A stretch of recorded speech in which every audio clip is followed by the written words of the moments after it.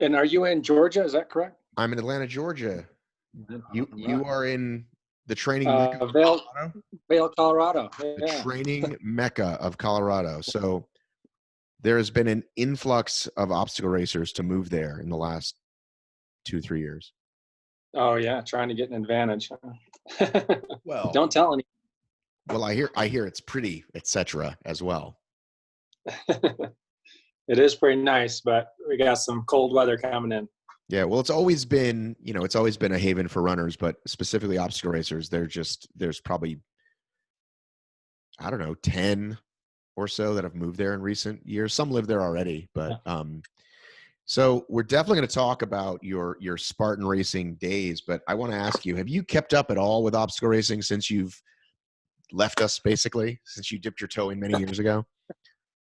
Well, yeah, this year I actually had several races on the schedule. I wanted to try to race the Spartan National Series. Oh, and it just didn't work out. So does this mean you're coming back for 2022? Possibly. Or 2021? What year are we in? Next year. Hopefully get a 2021. I'd like to. Yeah. Well, for the people that know who you are, my audience specifically, which would be a few people, but definitely a few of the racers, that would be exciting. You know, we don't have a lot of like new blood every year. It's a lot of the same guys and gals. And anytime somebody new shows up, we're thrilled because we're trying to get more people over here. But let's back up and talk about you. First of all, Josiah, I wanted to find your ath links and your run sign up and get as much stats as possible. The first thing I want to say though is you have perhaps the shortest Wikipedia entry I've ever seen in my life. I think it's probably a Russian troll or something. So let me read it for people because it's kind of hilarious. By the way, how do you say your last name? Middaugh?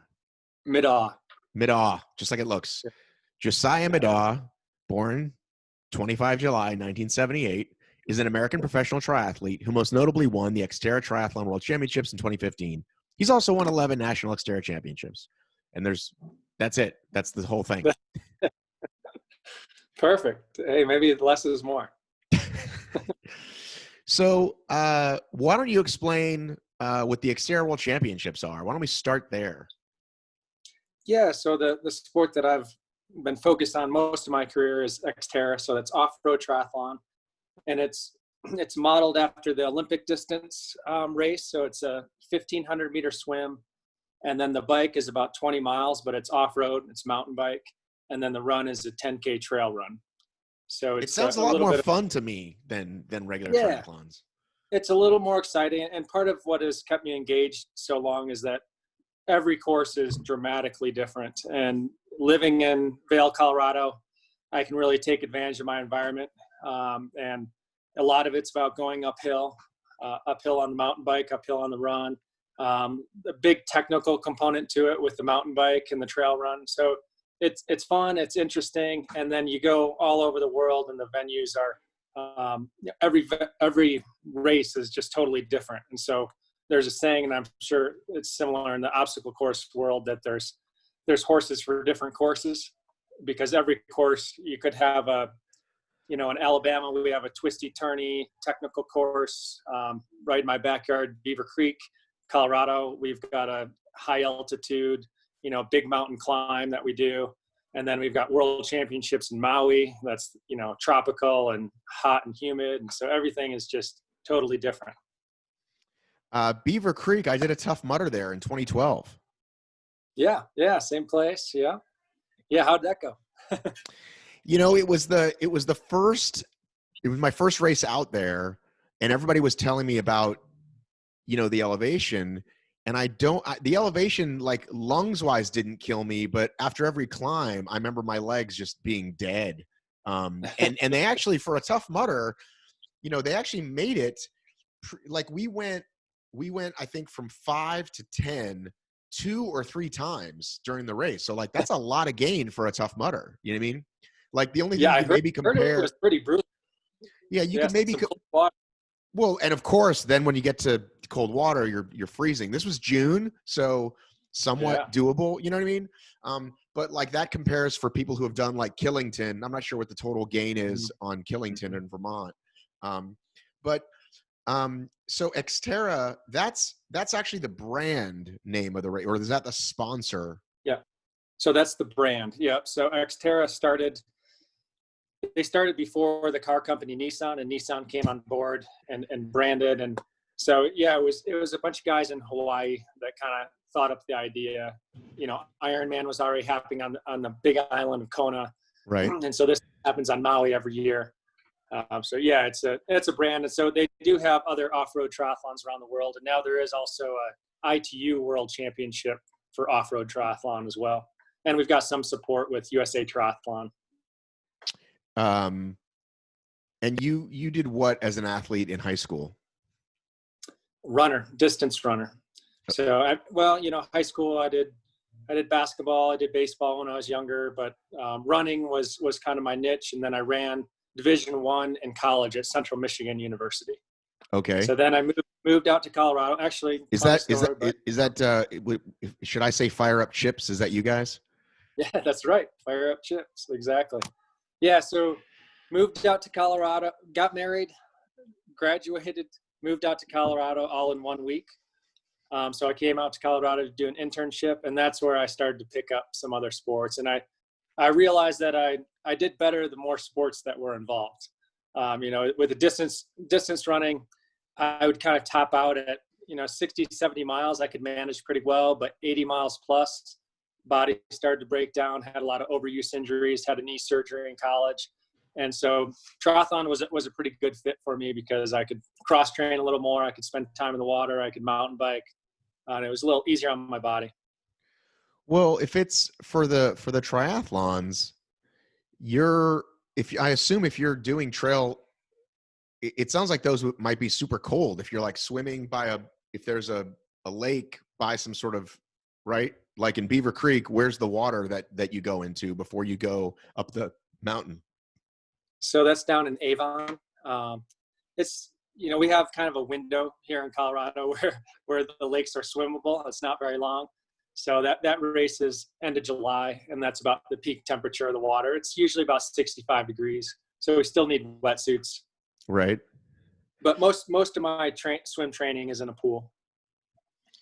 But and then I'll swim open water. I actually swam my last open water in that lake last week, but it's getting pretty cold. It's down in the 50s now.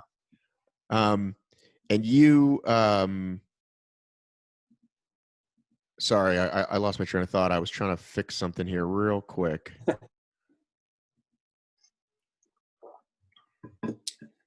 Yeah, so I actually had some obstacle racing on my calendar this year. It'd been a long time. I did the original Spartan World Championship, and I always thought I'd come back to it. And I'm towards the end of my triathlon career, and I've been definitely seeking adventure. And so I've been kind of looking at really just other ways to test my fitness. I've been so kind of pegged into this, an event with the same distance swim, same distance bike, same distance run, and feeling like I couldn't deviate from that. But now I've really been kind of seeking adventure and kind of thinking, what can I do to really test my fitness or utilize my fitness? Because I feel like I'm not, a one-dimensional athlete. And so actually I put several races from the Spartan National Series on my calendar this year. And unfortunately, it didn't happen, but I've definitely got some races on my radar for next year. We had one. You missed Jacksonville. I know. Well, I was planning on skipping that one. That was a little too early for me. Was that January or something? It's February. February, yeah. But that's warm. But it's warm in Florida. Yeah. Yeah, I could have made that. So my conflict there, I did the snowshoe national championship that was in Leadville, Colorado here, and finished third in that race. Okay. Joe Gray race. He's a phenomenal trail. Yeah, I think Spartan called him to help with their trail series. Have you seen that? Yeah, I have. Yeah. And Joe Gray's a friend of mine, and he's cream of the crop. He's a world champion trail runner, and he's a good guy to have on board with that. Yeah, so Spartan has those as well. I think a lot of folks were coming out. They had this was it, June or July? Pretty much the last race they canceled before they just said, forget it, the whole season's canceled, was that Kodiak 100, I think it was called. Oh, wow. And so there was 100, and but then there's a half marathon, and the half marathon distance was where all the names were coming, because there was like $3,000 or $5,000 top prize. And I know there's not a lot of money in like ultra or anything, so people were gunning for that one, and then it got canceled. I think he was going to do that one. So I thought we might wait a little bit later, but let's go right to it. Let's go to this 2011 race, which has been captured on YouTube, the Josiah versus Hobie. And, Hobie was, of course, the legend in our sport for its first 3 to 4 years. He beat everybody. Nobody was close. And then he kind of shocked the world and actually won another world championship in 2015. Was it 14 or 15? I can't remember. I have to go look. But had you done any of the Spartans prior to that Glen Rose, Texas race? No, that was my first and only, actually. Well, let's actually pull it up. We'll do a little screen share. This will be exciting. Let's go I know I'm going to embarrass you, buddy. Let's open this thing up. Hang on. It was 8 minutes. That's a lot. We won't watch the whole thing. Hang on 1 second. Who is 7777 Frosty? Whoever that is captured this magic. Let's see if we can share that screen. All right. So while it's starting out here, let me turn the volume off on this thing. Talk to me about kind of just how this came to be as we're looking at this old for video watchers. I recognize a couple people here. I don't think they do this much smoke anymore. But anyway, talk to me about there's Jung Young Pak. There we go. So anyway, talk to me about just getting to this race. So I've been getting calls all year. They had some sort of $1 million purse, or maybe it was $100,000. It was a big purse if somebody went undefeated through all the Spartan events. Right. And so this Hobie had been winning everything, and I'd been getting calls saying, we need somebody, basically getting recruited to come beat him. Right. And he ended up getting second in the death race. So, I had all these incentives to come race him somewhere, and I'm sure other people did too, but it just didn't line up. Well, then he finally got beat, and so the incentives kind of went away. But they said, why don't you come out and do the world championship? And I said, sure, I'll give it a whirl. And I was actually traveling with Jenny Tobin. By the way, is this you? Is this you right here? Yeah, that's me there. Man, you look handsome. You look handsome, Josiah. The good old days there. Oh, yeah. 9 years ago, you were crushing it. Were you married then? I was. Yeah. All right. Been married for 20 years. If you can congratulations. Yeah. All right. So Jenny was an elite racer. She's from Utah, correct? Yeah, and so that was her first race as well. But she went and did 2 races in California to learn the obstacles and kind of see what her weaknesses were. And she's a PE teacher, and she was really into figuring out every obstacle. And I kind of went in totally blind. I'd never done a single obstacle, so I had no idea what I was doing. So how many obstacles did you fail then? I failed 2 obstacles. The spear throw, of course, and the final wall, was just covered in mud. This is December in Texas. It looks miserable. I'm guessing, was it in the 50s on this day? It was, and it was pouring. It poured rain for 2 days straight.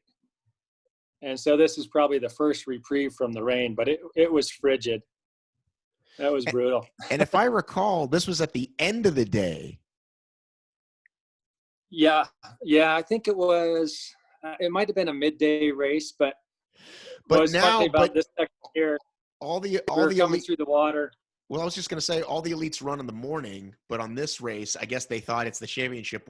People will stick around and watch, which I'm not sure they did. But anyway, if you want to talk about this, so there had been several waves through the course, and so every obstacle was covered in mud, which I'm sure a lot of racers can relate to.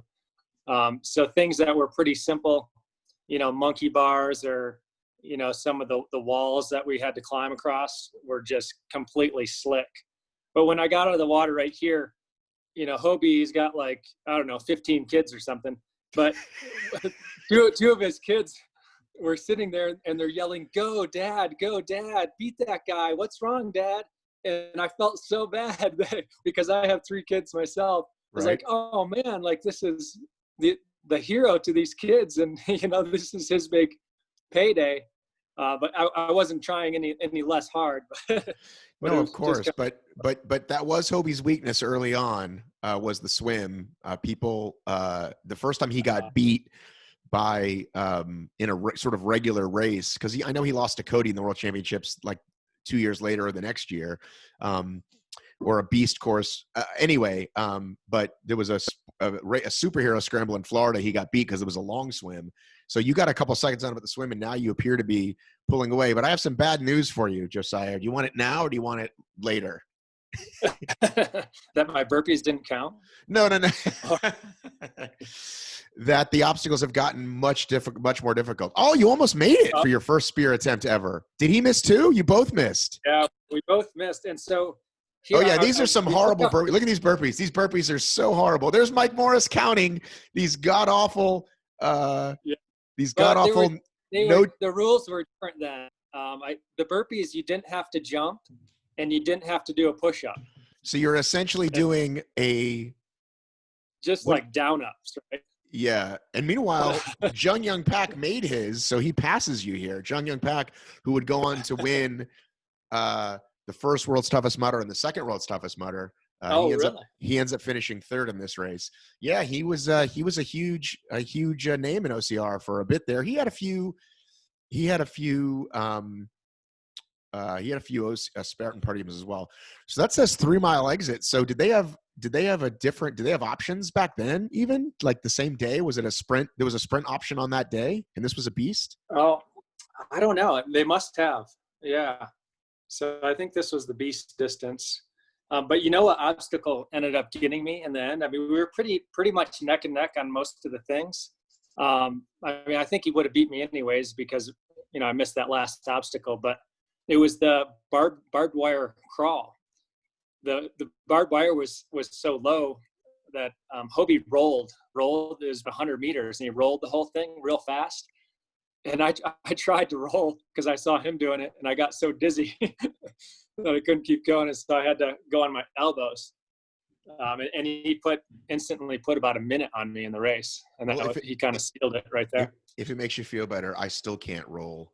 So this is an obstacle that I missed. So this is the old Tyrolean Traverse, which was in every beast, and it was always over a giant body of water. Spartan has figured out a way to make their races, you know, they're doing 60 races US a year. They try to, you know, they got to, so there's an open racer. This shows how you guys were not the first racers of the day. And now this is not over water. It's just over sort of a what do you call it? Pit. Not sawdust, but I don't know what you call it, but it's not over a large body of water, which it used to be, which kind of was like always kind of epic. Because even if you hit the bell, you're still going to get wet, as you see here on Hobie. Drying his hands off using the wood. What a pro he was even back then. Who chased you guys? I'm dying to know who this Frosty is, this Frosty 777. If you're Frosty 77 and you're listening, please let me know. So did you pass this one? This is the Z-Wall. Sorry, this is the this was the second one that I missed. And see how muddy it is? It was pretty nasty. So this is actually the super easy version, Josiah. Now now it goes diagonal. There's 3 walls, considerably harder. So you got to work on your grip strength a lot more. They have these rigs. I'm sure you've been watching videos, right, over the years? I have, yeah. But what I actually need is some practice and experience, right? Well, yeah. So you just got to go out and do some local ones as soon as they come back. Absolutely. No, I like the mantra that, you know, be fit for anything, you know, be ready for anything that comes along. And is this the end? Are we already done? Yeah, that's it. That's it. Wow, I thought this video was much longer. That was 8 minutes. That 8 minutes flew by. So funny. So I know a lot of these folks. So that's Brent Dosher, who worked for them for a time, then left. Now he's back right there. There was Tommy Mack I recognized earlier, old Spartan name. Let's see what Hobie's saying actually. Oh, he won 10 grand. Look at that. 10,000 American. In So guess 2011, what the payout was for second place? zero. Zero. Goose egg. Goose egg. Yeah. In 2011, that means what's that nowadays? 2.5 million. What's 10,000 translated for 9 years of inflation? Depends on how you invest it, I guess. You're smart with your money. So did you ever do another race after this? No, I haven't. Did you think about it? Absolutely. No, I started putting them back on my schedule every year and kind of seeing what was going on. And, a venue like Tahoe would be amazing for me with the altitude. But Tahoe always lined up at usually the same week or a week before after our world or our national championship. We have XTerra nationals every year, September, usually mid-September. Right. And so usually conflicted. But, now that I'm kind of free to fly, I'd like to give it another go. Hang on. Speaking of children, something might have just broken. Oh, no.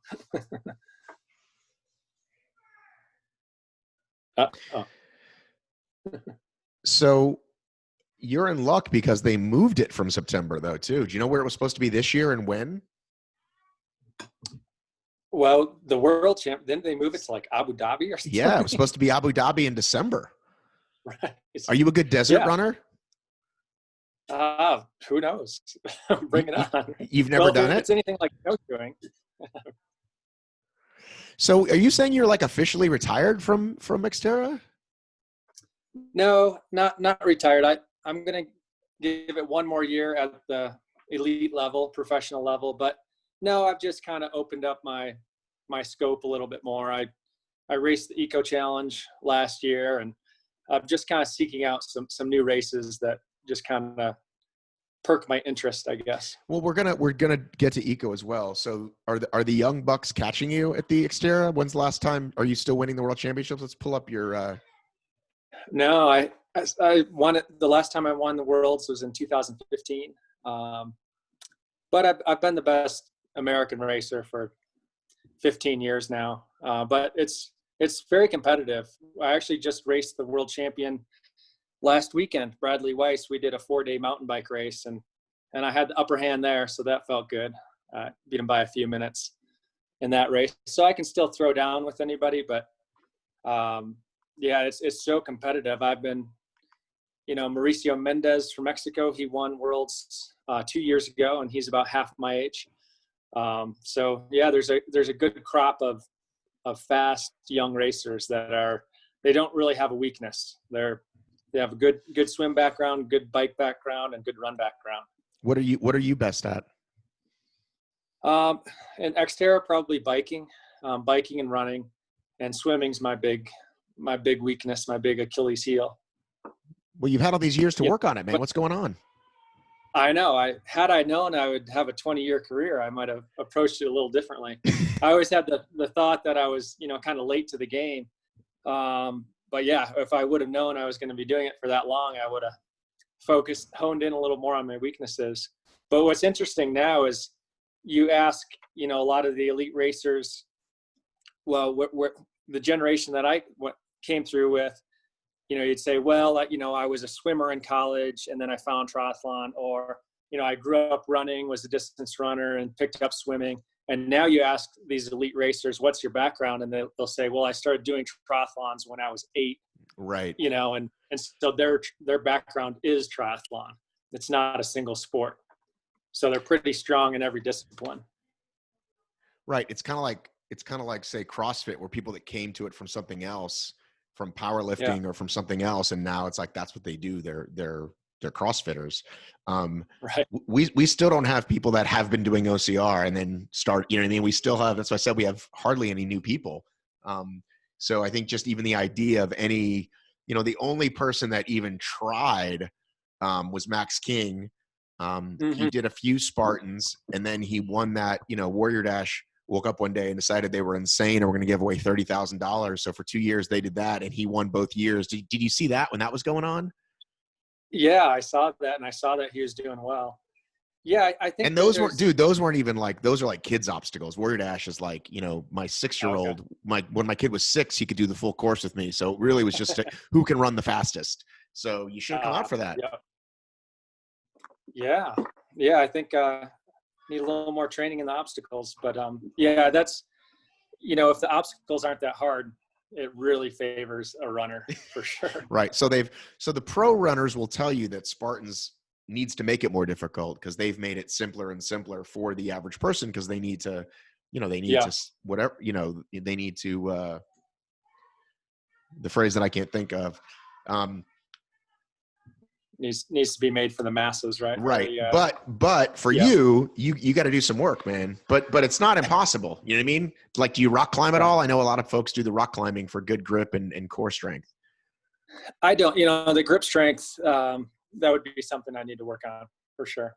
I got a pull-up bar in the house, but I need need a little more than that, I think. Right. Well, when the races open up, do a couple that are just regular and just like don't even go in the elite wave. Like sign up for the open wave, try out obstacles, and then, you know, they'll be like, oh, okay, I'm ready to do this.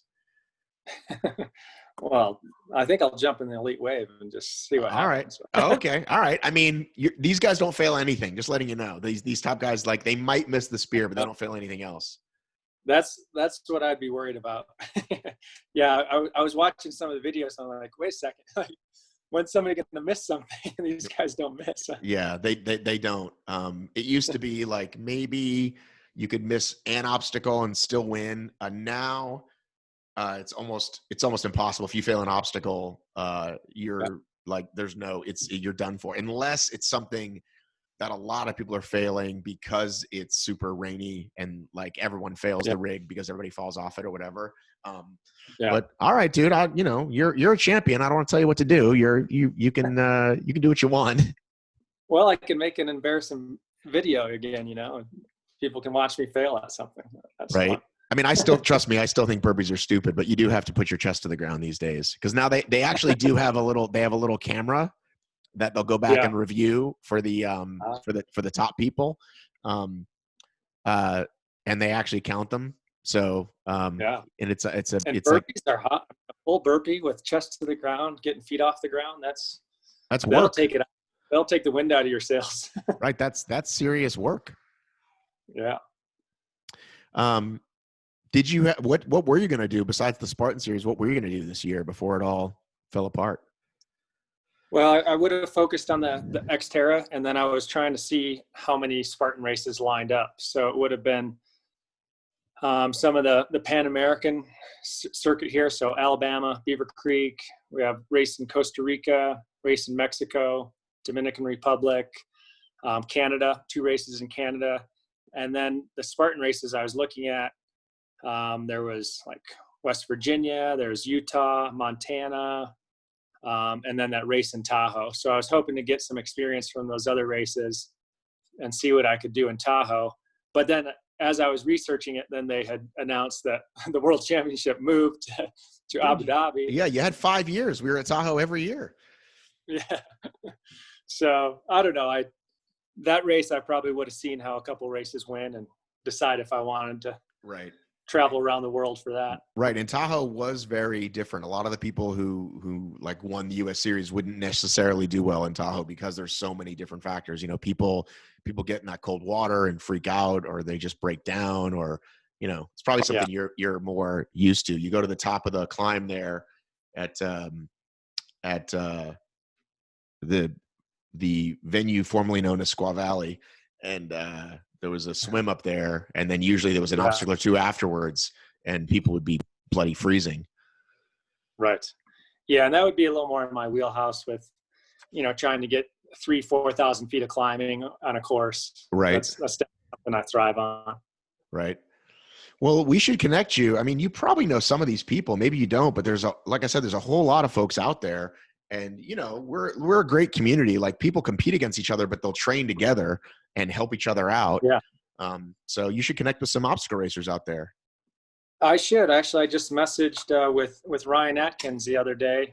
We both had raced the Eco Challenge, and, you know, we just kind of. Oh, yeah. So, yeah. We said, hey, you know, we should team up sometime for something. And, yeah, I'd love to get into it. And, yeah, he's a stud at these races. I was watching him do some of these obstacles. I think he'd be a good guy to study. Have some tips for me. Ryan is, I'm going to say, the greatest obstacle racer we've seen because he does it in every distance. He's the undisputed 24-hour champ. Wow. He won the race as an individual, got bored with that, ran it as a team, ran it as a 4-man team, ran it as a 2-man team. Like, they kept offering it. They kept kind of moving the money over. So he just went wherever that was. And then he's also, won untold number of races other than that. Interestingly enough, Spartan World Championship has been his Achilles heel. He's been second 4 or 5 times at that race. But still a nice payout the last couple of years. And I watched Tahoe last year, and I was actually pretty impressed that he did that race. That was pretty short. It might have been 2 weeks after the Eco Challenge, which most people are laid up, right? Not able. And he came in second, right? And he came in second, and I was watching that because I had the XTerra World Championships 2 weeks later, and I saw him. I was like, I bet he would have done a lot better had he not raced Eco Challenge. He probably would have won that race, but the fact that he was that competitive, I mean, it's probably a tribute to him and his recovery and his strength, and it probably didn't take a shot of him, but it gave me a little bit of hope. I'm like, okay, I got 2 more weeks to XTerra Worlds. Maybe I can bring this train around, because I was hurting. Right. But he also just won the one race we did have was a sprint in Florida. So that thing's like less than an hour race, and he beats the best in the world at that. And nobody else can do that. Like, even though he doesn't have as many, even though he doesn't have as many championships as John Albin, who I'm sure you've heard of, to me, he's undisputed the best. Because of those reasons. Nobody does like you said, every horse a course, and Ryan kind of doesn't care. And he's so, those Canadians, they're just so humble, and you just ask them about it. Like, Ryan, how do you do? He's like, I don't know. It's just what I like to do. Like, this seems fun. I'll try that. This seems fun. I'll try that. An off day for him, like, is like, I think I'll pedal across Canada. You know what I mean? He just does whatever. But yeah, so if you're talking to Ryan, he'll connect you with all those Colorado people, and they get together and rock climb. They get together and they can probably give you some tips at the rock climbing jam, and you can show them around on your little MTB, your little mountain bike. So I've been obstacle racing for all these years. I never thought I'd do a triathlon. Right? I don't know if you've heard this, but triathlons can be filled with how do you say? Douchey people. So I never thought I'd even touch one, right? Off-road triathlon. No, you guys are a different breed. That's what I'm saying, is that I've been going for runs and trying to find new parks, and the new parks I found are a lot of mountain bike trails, and I see these guys flying by, and I'm like, maybe I'll try this. This seems kind of cool. Yeah. I mean, triathletes can give other triathletes a bad rap, when they're out there in their aero bars, in a group ride, or, they got their spandex kit on and right. But no, it's all good. It's, anything that gets more people involved in the sport, it's good. Do you want to say hi? But, this is River. River, how's it going, buddy? Hi, I'm Josiah. I like your name. Thank you. Where are we going tomorrow, buddy? Awesome. Hotel. Where are we going, though? What state are we going to? Alabama. Yeah, it's going to be fun. All right, let me talk to you, buddy. Because I get to stay up all night with Jackson and watch TV. Right. Yeah. What type of race is it called? Virtual race? Is it a virtual? No, buddy. It's complicated. I'll explain it to you later. And Grandma, he did a virtual race, but it was he couldn't do it anymore because COVID happened. Oh, okay. See you later, buddy. So my older son, who's 11, has been coming with me on these races forever. He's 7, and he's a little too kind of crazy, but this is his first time. So I'm bringing him. It's actually, it's this thing called Legends of the Falls, and it's actually sort of trail run meets CrossFit. So it's his first time coming with me in a hotel. He thinks he's staying up all night. He is not. He will fall asleep, I'm sure. How old are your Well, you can tell him kids? he did. 16, 15, and 10. Okay.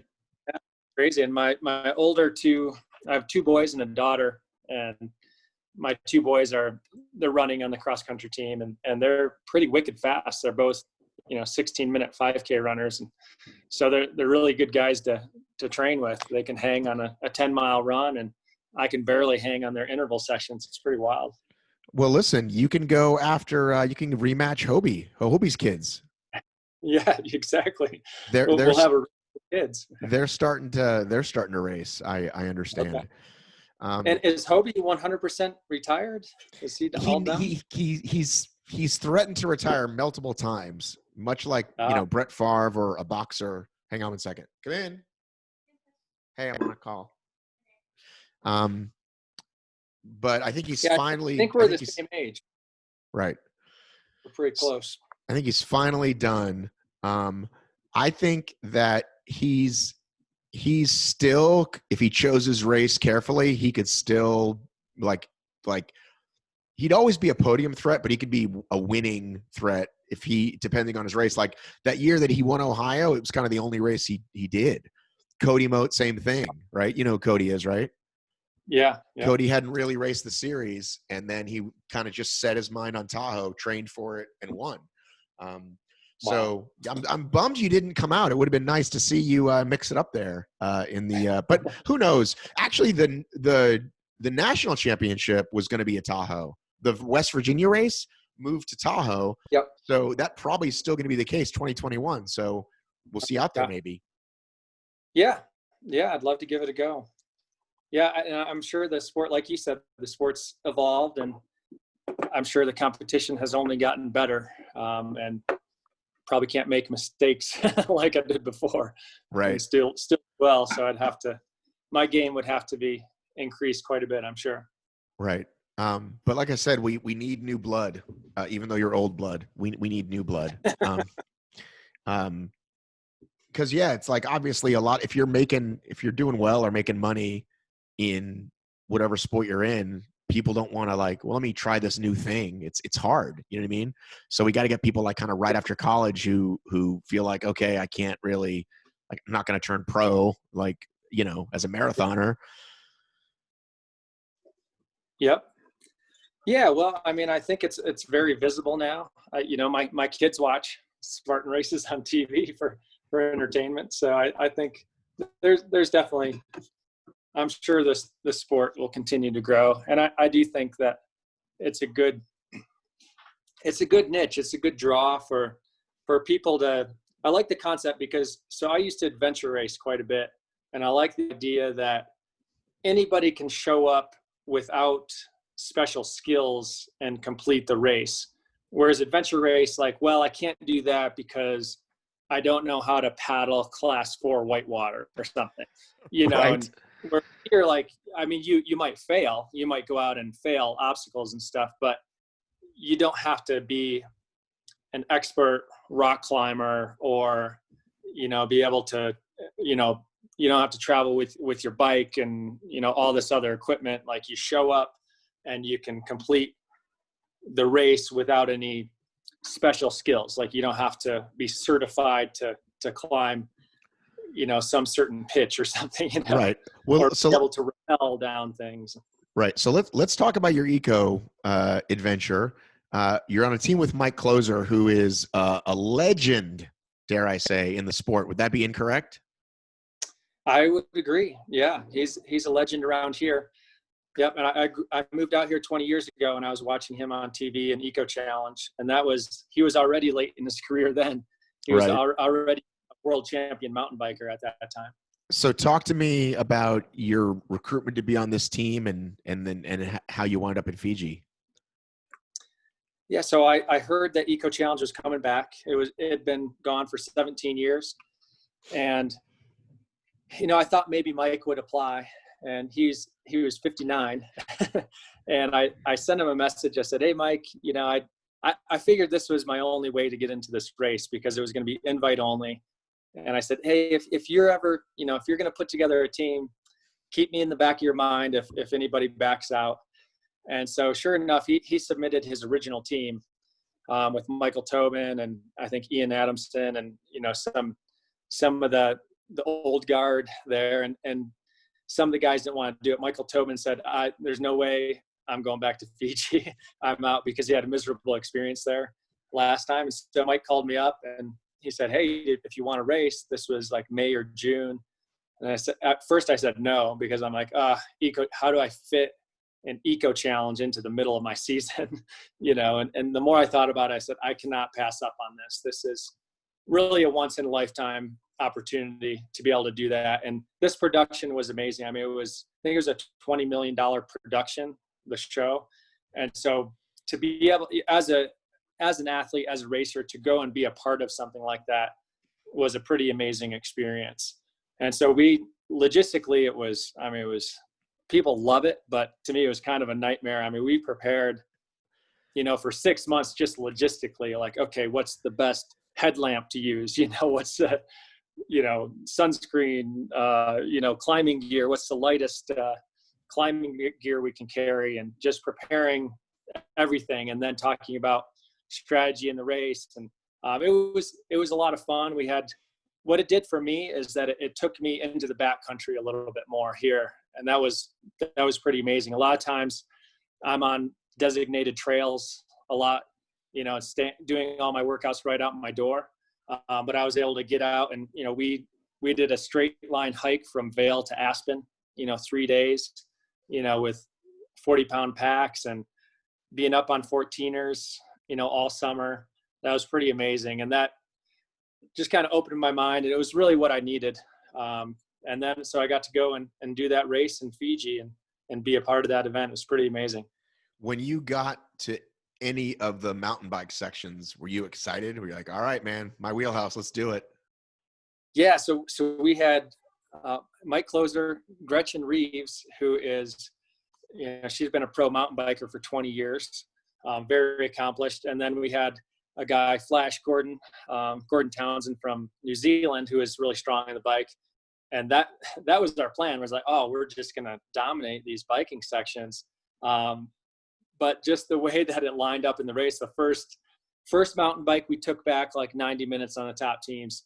The second mountain bike, we get on there and a tropical storm moved in. Right. And that same section that the lead teams got through in like 4 or 5 hours, it took us like 7 hours. Right. So it completely took our strength away. And just the way things would line up, we'd be mountain biking in the dark, things that some of the top teams did in the light. And so we made some early navigation mistakes, and it really cost us, and everything just kind of snowballed from there. Right. So we had to go. Right. Well, you finished in the top half. You finished 17th. So not horrible. Not horrible, but if we would have been told we were going to finish 17th, we would have been pretty bummed going into it. Well, listen, I know you're a champion, but this isn't your everyday sport. This isn't what you get up and do every day. So I think it's, I mean, considering the DNF rate and even with 11 days, the teams that came in much later. Yeah. I think with a race that long and that brutal, it definitely could have been worse. I mean, we wanted to finish the race. Personally, I wanted to finish without illness and without injury, right? I had other fish to fry the rest of the season. So I was pretty worried about that. And, even though we slogged it through and we had, tons of aches and pains and little problems, we didn't have any big injuries. Nobody got really sick. I think Mike had a stomach thing last day, but I mean, there's some horror stories there from, people getting really bad infections, fighting it with all different sorts of antibiotics for months and months after the race. So we were pretty lucky. After the Vua Falls section, you had that section in the water where you were essentially just kind of hopping in and out of ponds. They showed it a lot on the show. It was very cold. But my understanding was when you got to that warming tent at the end, you got to eat something special that you had packed for yourself. What did you pack for yourself? Oh, wow. I don't remember. I think it was probably just some sort of junk food. I think we had a bag of potato chips. I think we had some candy bars. But we really, you can't pack anything hot in there. The only hot things that they had some coffee and tea, instant coffee and tea. And then they had basically some camp meals that you could heat up. Right. But at the time, it was amazing to get just one hot meal. It was unbelievable. But, heading into that, we made a huge miscalculation. We had gone 60 hours with 1 hour of sleep.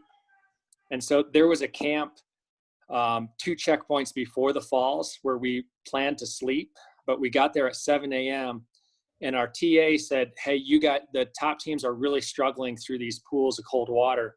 You absolutely have to get there in the daylight. And so we skipped right through that camp. We had already been going, 50 hours without sleep, something like that.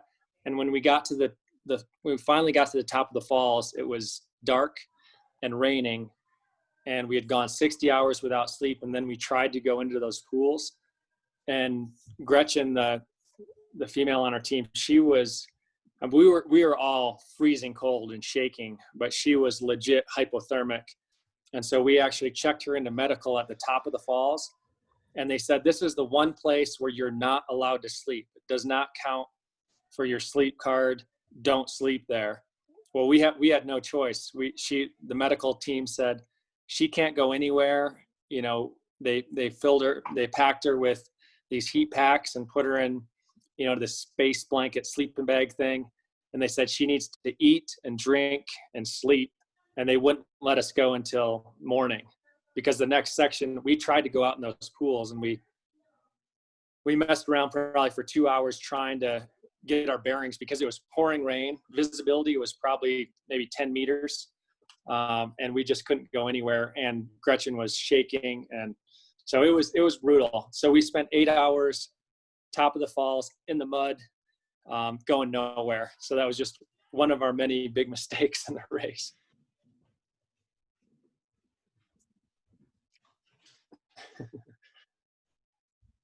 Uh-oh, he's gone. Must have had another accident with the kids.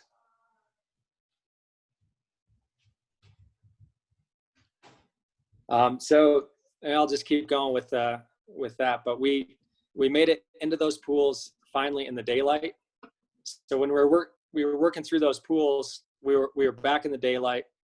Have you been talking this whole time? No, I took a little break, but yeah, we got back into the pools in the daylight, which was much better, but still just frigid. And it's more that it's not that the water is that cold, but you have no way to keep yourself warm. Because you can't go any faster. You can't go any faster. You don't know. You look at the water and you don't know if it's 6 inches deep or 6 feet deep. So every step you take, and so you're just stumbling and falling.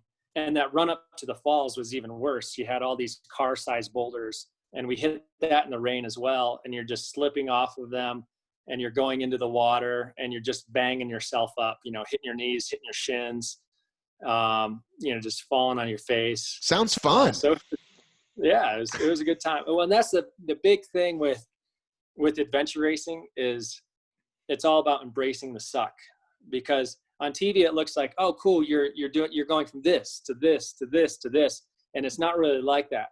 Like, you get on the paddleboard and you're going upriver for 10 hours on a paddleboard. Like, that's you get 5-6 hours into it, and your feet are numb. You can't feel anything from the knees down, and then like the water runs out, and you've got to carry the paddleboard for 5K through the mud. Right. So it's not like it's all about things that are not going to be any fun, and like mountain biking, we're good mountain bikers. Let's get on, let's crush this thing on the mountain bike. And then you get to a section where you can't even push the mountain bike. The mountain bike won't even roll through the mud. Like, you have to carry it. And now the mountain bike weighs about 80 pounds. Right. They showed a lot of that. And I was like, oh, that looks brutal. Have you gone ahead and applied for Patagonia? We did. We applied with pretty much the same team, but instead of the guy from New Zealand, we've got Michael Tobin back on the team. Nice. So we're still not accepted. We'll find out, but fingers crossed. That would be an amazing destination. It would be a little more in our wheelhouse, a little more mountainous. Yeah. So hopefully we get in. Well, but you kind of don't know what they're going to do, or right? Yeah. I mean, you've got elite teams, and then you've got the special interest stories. Right. And we want to compete, as an elite team. And so it's their discretion if they think that they want to ask us back or not. And right. I just meant in terms of the what they give you on the course. Like you said, it's more your wheelhouse, but kind of you don't know what they're going to end up throwing at you is what I'm saying. Exactly. And we don't know, but I know, Mike has raced there 3 or 4 times, and Michael Tobin has raced there a couple times. And so they have more of an idea what the terrain's like. I mean, we'll be on glaciers. We'll be in water. I think it'll be more kayaking there. So they have a better idea of what it'll be, but I really have no clue. I'm just kind of along for the ride. Well, listen, I appreciate you coming on. You've got a coaching site. Would you like to promote that, or any sponsors you'd like to promote? Yeah, middaughcoaching.com. Yeah, check us out over there. It's my brother and I. My brother is based out of St. Augustine, Florida, and we coach, everything endurance. And actually, my brother Yarrow has coached some obstacle course racers. He was a coach of Hunter for a while. The sheriff. He's still around, so, the Hunter. He kind of dips in and out. He's been doing CrossFit and doing some other things, but he's still around. Yeah, a real talented guy, and he's always entertaining. Right, for sure. So yeah, I mean, our niche is off-road triathlon, but we coach, road triathletes, we coach ultra runners, we coach obstacle course racers, mountain bikers, pretty much anything endurance. And do you have any particular sponsors you'd like to mention? Yeah, I mean, my main sponsors right now, First Endurance Nutrition. I've been with them for a very long time. Envy Composites, they make the best mountain bike wheels, handlebars, stems in the business, and they're American owned, based out of Utah.